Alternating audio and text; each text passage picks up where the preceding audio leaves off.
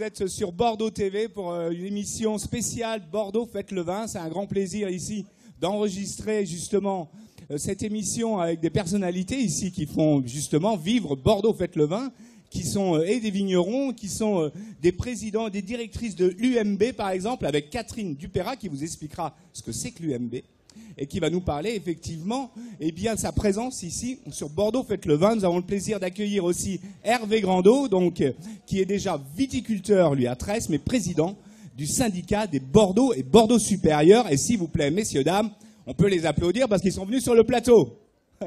Merci. Quel succès. Alors je vais commencer par vous, Catherine. On va prendre ce micro, s'il vous plaît.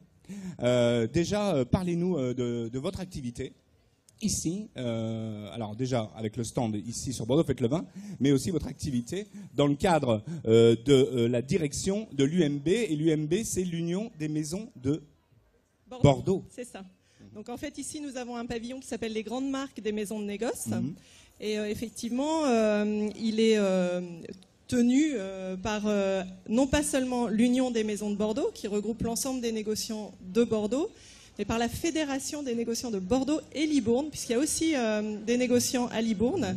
Et c'est l'ensemble en fait des marques de ces maisons de négoce que nous présentons en fait sur notre pavillon. D'accord. Donc en fait, cette fédération regroupe un peu plus d'une centaine d'une maison de négoce. De maisons de négociants, qui commercialisent à peu près 70% de la production des vins de Bordeaux. Historiquement, en fait, le négoce bordelais libournais, ce sont donc des commerçants, des metteurs en marché qui commercialisent les vins de Bordeaux. Ce sont eux qui ont permis à Bordeaux de rayonner aux quatre coins du monde, d'être présents sur tous les marchés, dans tous les circuits de distribution, vraiment sur la terre entière. Et encore aujourd'hui, c'est effectivement cette force de frappe commerciale en fait qui fait le succès de Bordeaux, notamment à l'international. Et c'est vraiment un outil de commercialisation que beaucoup d'autres régions nous envient. Et il y a une petite particularité propre au négoce de Bordeaux, c'est que non seulement les négociants commercialisent les vins des viticulteurs, des châteaux produits dans Bordeaux, dans la grande région de Bordeaux, mais ils élaborent aussi des marques qui sont signées par leur maison de négoce, sur lesquelles ils apposent leur signature, ils apposent leur savoir-faire. Par exemple, en face de notre pavillon, nous avons Mouton Cadet, qui est la marque la plus exportée en fait de vin tranquille.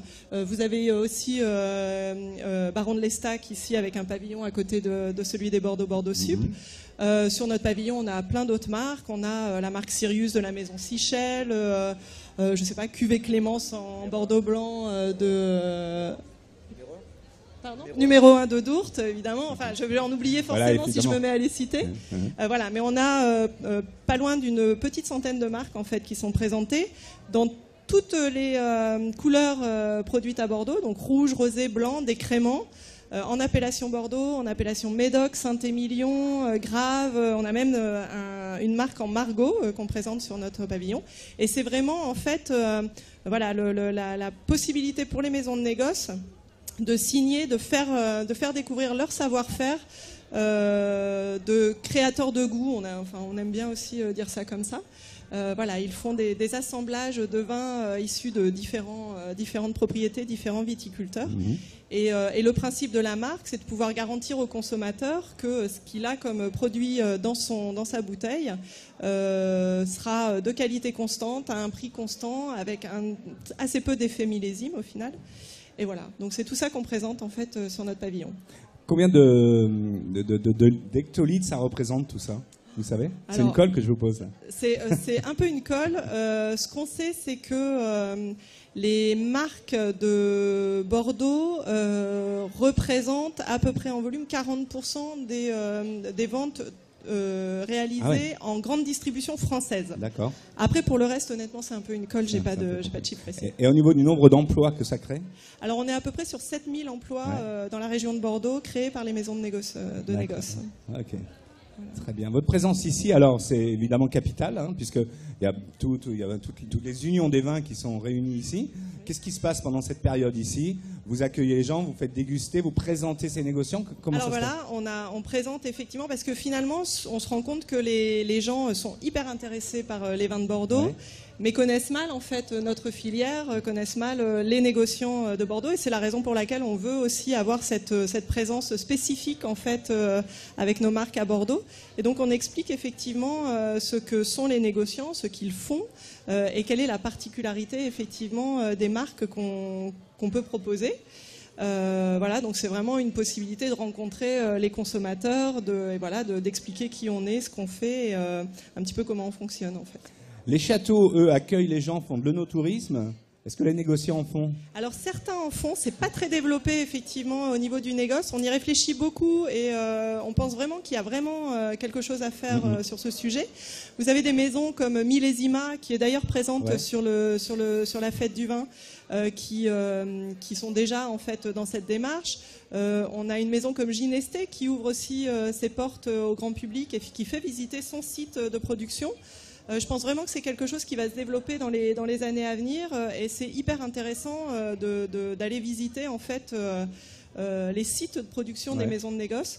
C'est complètement différent évidemment d'une propriété ou d'un château, parce qu'on est vraiment sur des entreprises en fait, avec donc évidemment des volumes élevés, etc. Donc on est sur une autre problématique, mais c'est super intéressant et ça exprime en plus très bien ce que font les maisons de négoce. Quand on visite le chai à barrique de la maison Castel, qui est le plus grand chai à barrique d'Europe, c'est très impressionnant et c'est très intéressant. Je vais passer la parole 2 secondes à Hervé. Alors Hervé, bonjour. Bonjour. Alors vous, avant d'être président du syndicat des Bordeaux et Bordeaux Supérieur, vous êtes viticulteur à Tresse. Je suis surtout viticulteur à Tresse. Je suis viticulteur sur la commune de Tresse et sur 8 communes, dont certaines de la Cube. Donc à l'est de Bordeaux, je travaille avec mon frère et j'exploite un domaine aujourd'hui de 120 hectares sur les appellations Bordeaux, Bordeaux Supérieur et Côte de Bordeaux. Ça s'appelle comment? Ça s'appelle Château-Lauduc. Château Lauduc. Lauduc. Lauduc. Vous vous souviendrez? Il faut se souvenir, oui. Et donc, Tresse est entouré de vignes. Tresse a quelle particularité par rapport à ces vins, justement? Pourquoi ce vin est si particulier? La particularité de Tresse aujourd'hui, c'est d'avoir beaucoup de maisons et beaucoup d'urbanisation. Donc nous sommes une commune à 10 km de Bordeaux, une des premières communes viticoles en sortant à l'est de Bordeaux.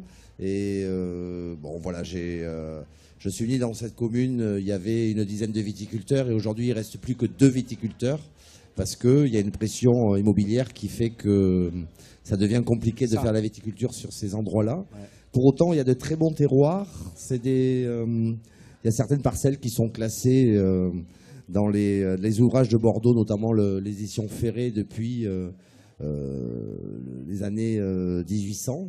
Donc il y a une tradition viticole sur ces communes-là qui permettent de faire des bons crus. Et on essaye d'en profiter et de donner le meilleur de nous-mêmes, aussi bien à la vigne qu'au chai, et également au commerce, pour distribuer nos produits. Alors ce qu'on va faire, déjà, Catherine, je sais que vous êtes pressée, vous voulez repartir, on va vous libérer. Par contre, Hervé, vous allez rester avec nous, on va entendre Laurence Collins et on va reprendre notre conversation. Je vous remercie beaucoup d'être venu sur le plateau de Bordeaux TV. À très bientôt. Laurence Collins, s'il vous plaît. C'est une petite chanson qui s'appelle Martini Nights.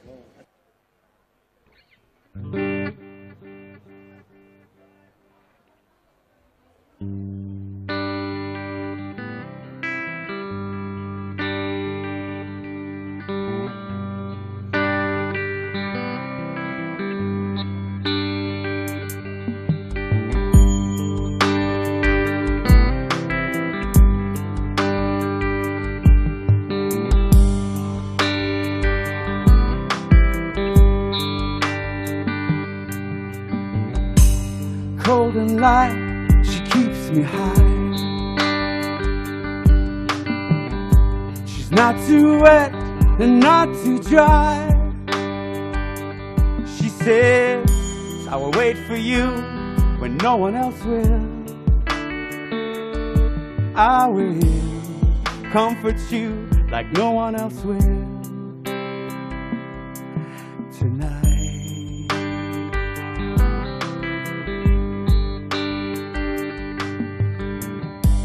A long-stem lady with her olive eyes, condensation high, dissenting smile. She says, tonight I am what you make me. I will let you dream the dream you want to dream. Maybe forget. Martini night, I remember in a haze your sweet caresses. Martini night, I remember in a daze your bitter kisses.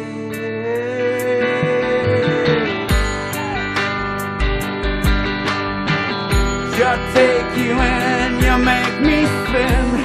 Sweet and bitter you begin to burn my heart and burn my skin. I begin to lose my sight. Inside out you keep me high. In your hands you want tonight. In my arms you and I will dance tonight.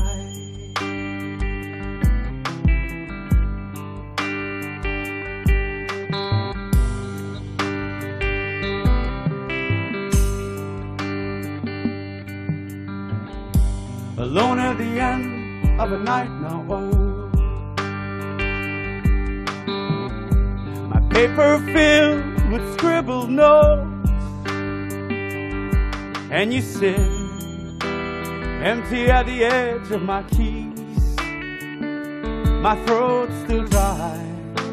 I'm begging, darling, please come back tomorrow.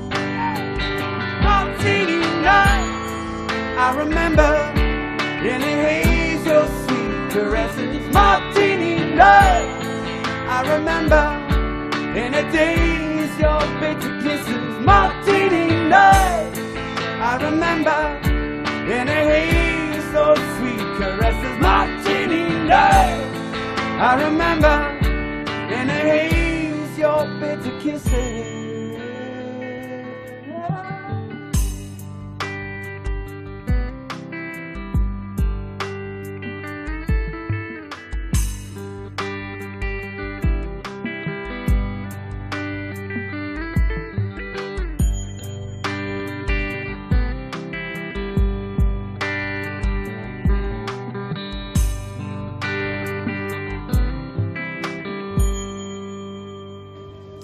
Lauren Collins sur le plateau de Bordeaux TV. Grâce à la mairie de Bordeaux, Bordeaux TV est présent ici sur ce plateau avec Bordeaux Métropole, avec l'eau de Bordeaux Métropole. Si vous voulez boire quelque chose entre 2 verres de vin, venez boire un verre d'eau ici. C'est gratuit et ça fait du bien. Rebonjour, de retour sur notre plateau. Rebonjour. À toi. Alors, donc on disait effectivement viticulteur, mais aussi président. Alors, président des syndicats des Bordeaux et Bordeaux supérieur. C'est pas mal. C'est beaucoup de monde. C'est beaucoup de monde. Ça représente combien de monde d'ailleurs? Ça représente environ 5000 viticulteurs, c'est-à-dire plus de la moitié des viticulteurs de Bordeaux. Ça représente également près de 60 000 hectares de vignes sur les 115 000 que compte Bordeaux. Donc également plus de la moitié de la production. Voilà, donc c'est la production majeure de Bordeaux, pas forcément la plus réputée, mais certainement celle qui a la meilleure rapport qualité-prix. Ouais. Donc les Bordeaux Sup, les Bordeaux blancs, les Bordeaux rosés, les Bordeaux clairés, l'ancêtre du rosé, et puis les créments de Bordeaux qui actuellement on le vend en poupe et on ne tient plus la production, les productions augmente de 30 à 40% chaque année, puisque le marché qu'on appelle le marché de la bulle en France et dans le monde est un marché en pleine expansion. Donc le crément de Bordeaux, c'est la méthode champenoise bordelaise et qui coûte bien souvent la moitié d'une bouteille de champagne. Et aujourd'hui, il y avait des qualités très très intéressantes. Donc on a de grands succès. Ici, à la mairie de Bordeaux, par exemple, on a convaincu M. Juppé d'abandonner le champagne et de plus servir que du crément de Bordeaux. Et il faut soutenir les vins de la région, et il le fait, et ça nous fait grand bien. Ah, ici, vous êtes présent, donc Bordeaux Fête le Vin. Qu'est-ce que vous proposez ici sur votre stand?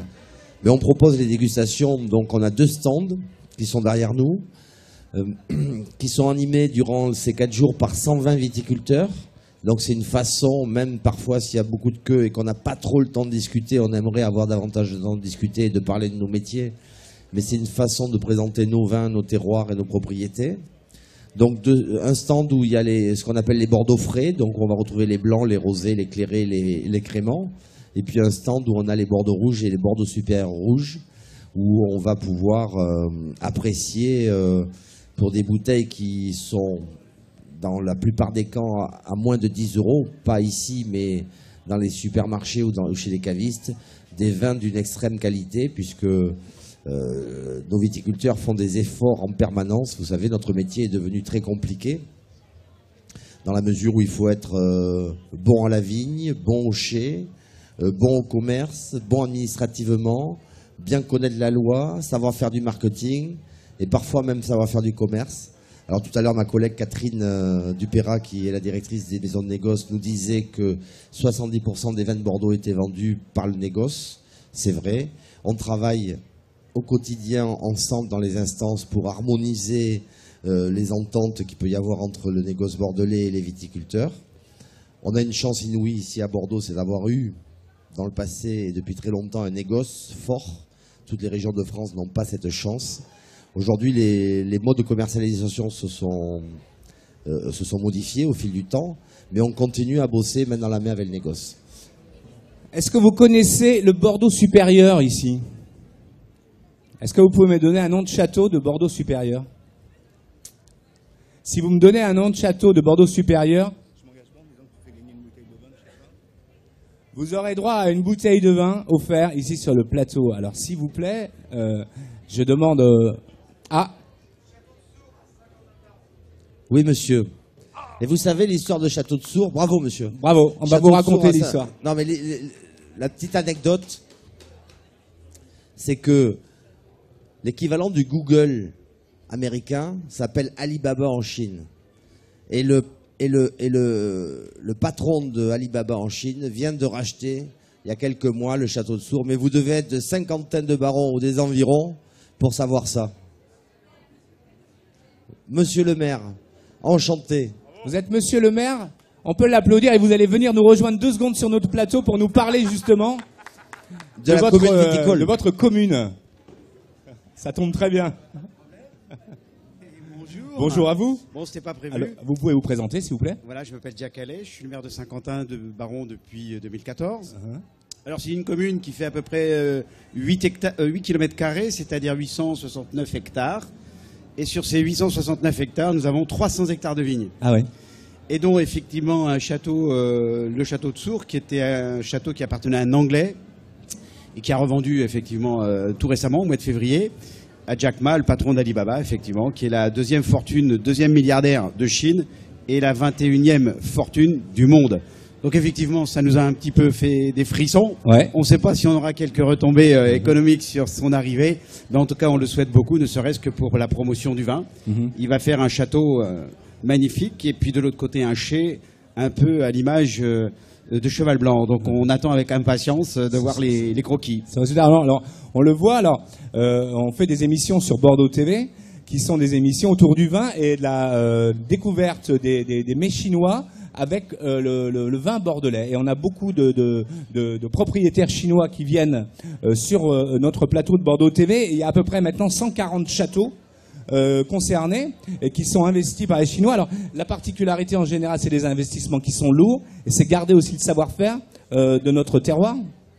C'est clair. Alors en même temps, c'est vrai qu'en discutant un peu avec son chargé d'affaires qui parle pas le français mais qui parle un anglais assez compréhensible, il me faisait remarquer que, à mon questionnement sur s'il avait l'intention d'ouvrir un petit restaurant chinois chez nous, il nous disait que c'était pas du tout les mêmes saveurs en Chine et qu'effectivement les restaurants chinois chez eux avaient des saveurs un peu moins sucrées parce qu'ils font des assaisonnements particuliers. Alors avec notre vin, je suis pas sûr que ça aille bien, mais bon. Donc je préfère la cuisine traditionnelle avec les mets que nous connaissons et les vins que nous apportons. Donc les Chinois à Bordeaux sont les bienvenus parce qu'ils contribuent aussi à développer aussi cette activité et surtout via la Chine. merci et à bientôt. Et on ira vous voir là-bas. D'ailleurs, vous avez gagné une bouteille de vin. Vous allez pas... Et nous avons aussi Sophie, justement. Tu peux nous dire un petit mot sur Bordeaux Fête le Vin, qui s'occupe de l'Office du tourisme. Merci Sophie. En tout cas, on te salue. Ce serait bien. Mais prends 2 secondes, viens. Juste 2 secondes. Juste 2 secondes. Merci, on peut l'applaudir s'il vous plaît. Sophie, de l'Office du tourisme sur le plateau de Bordeaux TV, pour notre plus grand plaisir. Merci Sophie de venir. C'est génial.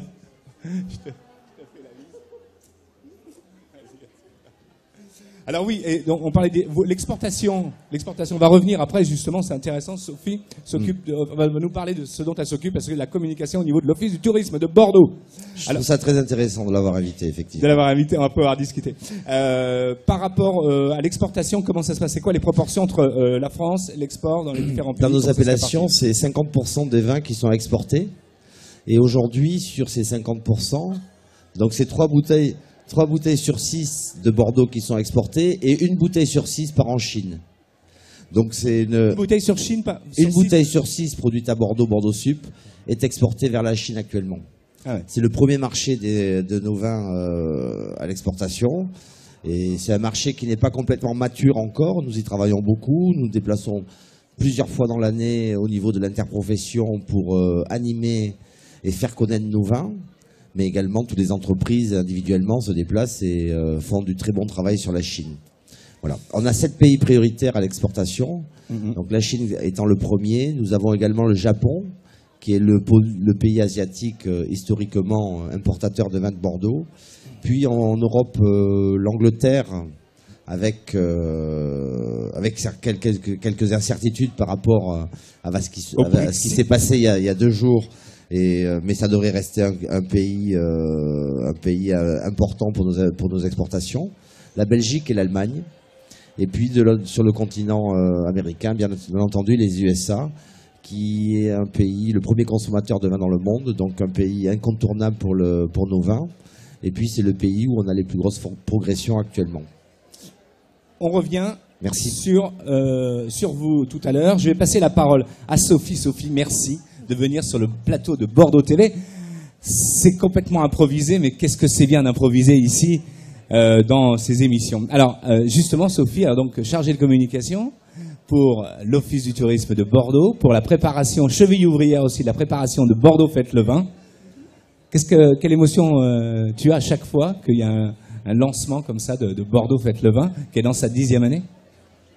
Alors, moi, j'ai vécu, c'est la 10e édition que je vis, mais je l'ai vécu avant de l'autre côté, du côté des pavillons de dégustation. Aujourd'hui, je le vis au niveau de l'organisation. C'est toujours un grand moment de rencontres. De rencontres, de convivialité, très sympa. Alors, pour l'Office du tourisme, c'est un événement capital, bien sûr, Bordeaux Fête le Vin. Pourquoi ? Parce que tous les événementiels qui sont organisés à Bordeaux amènent beaucoup de touristes français, évidemment locaux, régionaux, mais également français, étrangers. On a une grosse proportion de touristes étrangers qui sont venus pour cette édition de Bordeaux Fête le Vin. Je viens de passer devant l'école du vin. Tous les ateliers, une grande partie des ateliers se passent en anglais. Toutes nos excursions, nous, au départ de la fête, qui partent dans le vignoble, se passent en anglais. Donc, ça amène des gens de loin. Alors, comme d'habitude, Bordeaux Fête le Vin s'entoure avec Québec, par exemple, avec Hong Kong, avec d'autres pays. Bordeaux s'exporte aussi et intéresse aussi ces pays dans le cadre de ces organisations de manifestations autour du vin. Oui, le premier à être venu vivre Bordeaux Fête le Vin ici, c'était Hong Kong. En 2008, ils ont complètement été séduits par le principe de la fête et ont décidé de la reproduire. C'était en 2009 à Hong Kong. Et depuis, chaque année, ils organisent le Hong Kong Wine and Life Festival sur le même modèle, un petit peu adapté de Bordeaux Fête le Vin. Ils ont été suivis par Québec en 2013 et Bruxelles, qui depuis 2 ans organise aussi une fête des vins de Bordeaux à Bruxelles. Cette année, la particularité de Bordeaux Fête le Vin, c'est déjà la création avec ce nouveau look, on va dire. Donc il n'y a plus de tente ici, on est sur des containers. Pourquoi? Qu'est-ce qui a motivé pour faire ce changement, cette évolution comme ça? Donc c'est la 10e édition, c'était l'année des changements. D'abord, il y a eu un changement d'équipe au niveau de l'organisation et c'était l'année idéale pour faire évoluer et la configuration des stands et également, certainement vous en avez parlé avant, le pass dégustation qui n'est plus un pass papier mais un pass carte. Tout à fait. Merci Sophie d'être venue sur le plateau de Bordeaux TV. C'était complètement impromptu. Et c'était impromptu. Et ce qui est impromptu, ça nous plaît beaucoup. Et on va passer encore la parole à merci et à très bientôt. Merci Sophie. On va repasser la parole à Hervé Grandot par rapport justement à la particularité de ces vins de Bordeaux supérieur. Alors, quand des personnes goûtent ce vin, ils le reconnaissent assez facilement. Pour quelle raison? Qu'est-ce qu'il a de si reconnaissable ce vin? Il a les particularités, la question est un peu compliquée, mais il a les particularités des vins de Bordeaux. Il doit sentir au nez et en bouche les cépages du Bordelais, que sont donc le Merlot, le Cabernet Sauvignon, le Cabernet Franc, pour les trois principaux. On a aussi le Petit Verdot, le Carmenère et le Malbec, mais qui sont plus accessoires, on va dire. Donc, on est dans la famille des vins de Bordeaux, donc forcément les vins de Bordeaux en rouge sentent ces parfums-là.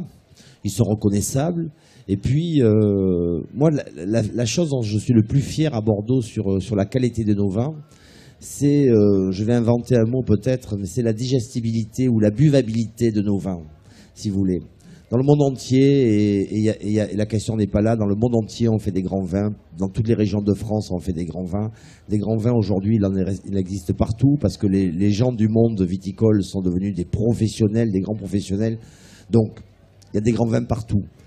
Et parfois il y a des vins qui peuvent être plus charmeurs que les vins de Bordeaux.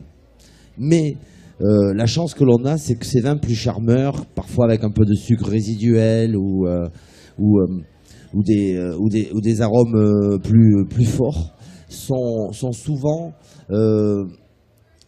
rapidement écœurants, je dirais. Ouais. Voilà, c'est-à-dire qu'on se régale sur la moitié du premier verre, on prend du plaisir à le finir et on n'en demande pas un autre. Alors que Bordeaux, par l'acidité, par le climat ici océanique, qui fait qu'on garde de l'acidité dans nos vins, par la structure de nos cépages qui sont très adaptés à nos terroirs, on produit des vins qui ont la particularité de faire que quand on boit un verre, il appelle le second, voire parfois la bouteille appelle la seconde.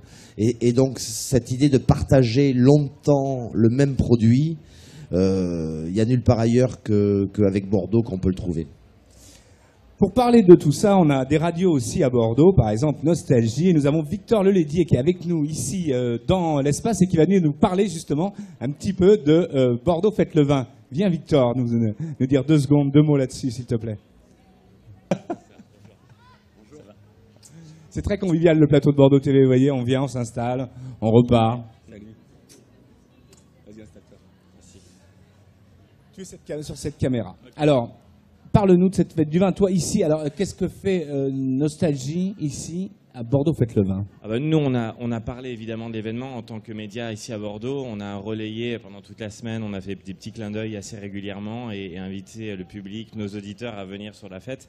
On n'est pas associé en tant que partenaire, mais en tout cas, on est média bien intégré dans Bordeaux et on suit la fête du vin parce que nos auditeurs aiment l'esprit, sont des épicuriens, sont des gens qui aiment faire la fête.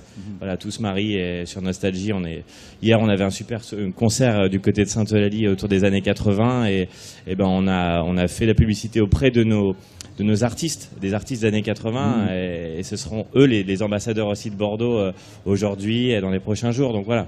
La fête du vin sur Nostalgie, c'est un petit peu toute l'année aussi. C'est un peu toute l'année. Ouais. Et donc la particularité, qu'est-ce que tu as ressenti dans cette fête du vin par rapport aux autres années, puisque vous suivez ça depuis un moment, c'est quoi?